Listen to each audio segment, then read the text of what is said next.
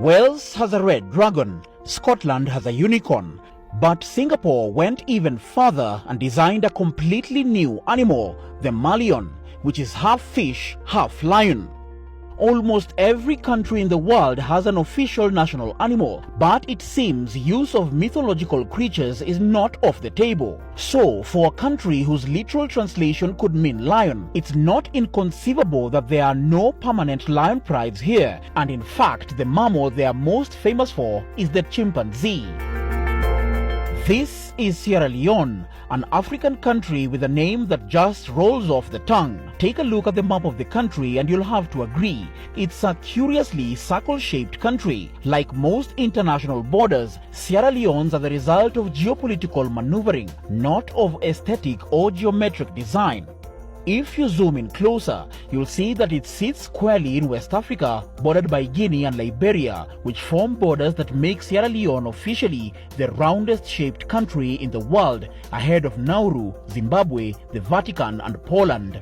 Everyone would agree on these indisputable facts about Sierra Leone. It is one of only 3 countries founded as a home of freed slaves brought back to the African continent after abolition of slavery, hence the name of the capital, Freetown. It receives some of the highest levels of rainfall of all countries in Africa, averaging about 2,600 millimeters annually. And lastly, it is the world's first country to declare the smartest non-human primate, the chimp, as a national animal.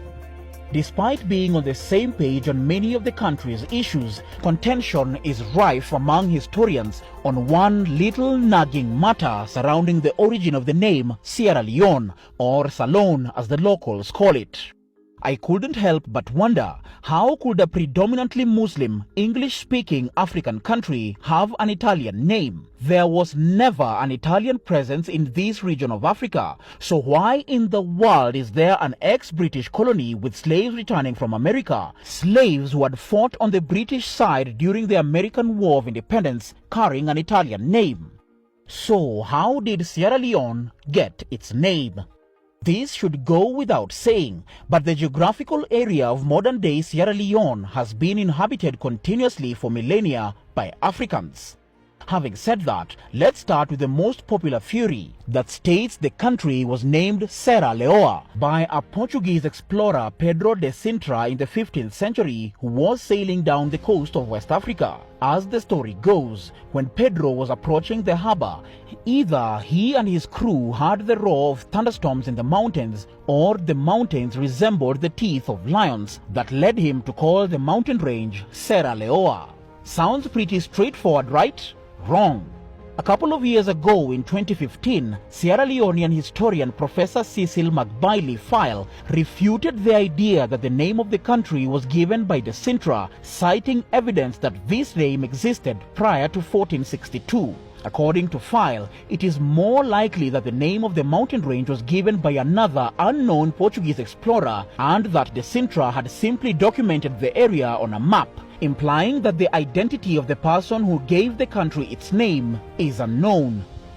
In another account, Christopher Fife, a Scottish historian of Sierra Leone heritage, confirmed in his book The History of Sierra Leone that Portuguese explorers had visited the Freetown Peninsula in the mid-15th century. However, his version of the encounter is that the explorers named the mountain range Serra de Leão, which means Mountains of the Lion or Hills of the Lion, because of the lion-like shape formed by the hills surrounding the harbor.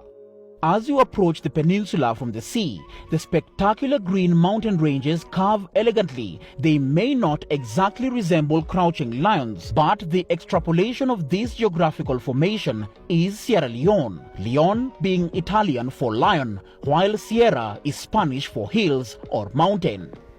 In reality, it is said that it was Leona in Spanish, but was accidentally changed to Leon and subsequently copied by other European map makers, so the origin should be Spanish. The spelling of the name evolved upon the arrival of British sailors to the coast in the 16th century.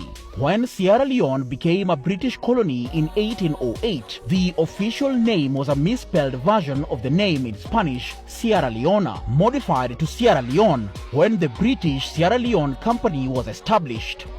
The first settlement of freed slaves known as Black Poors of London settled here in 1787, but were decimated by the indigenous population. A second settlement came in composed of Nova Scotian settlers and Jamaican Maroons.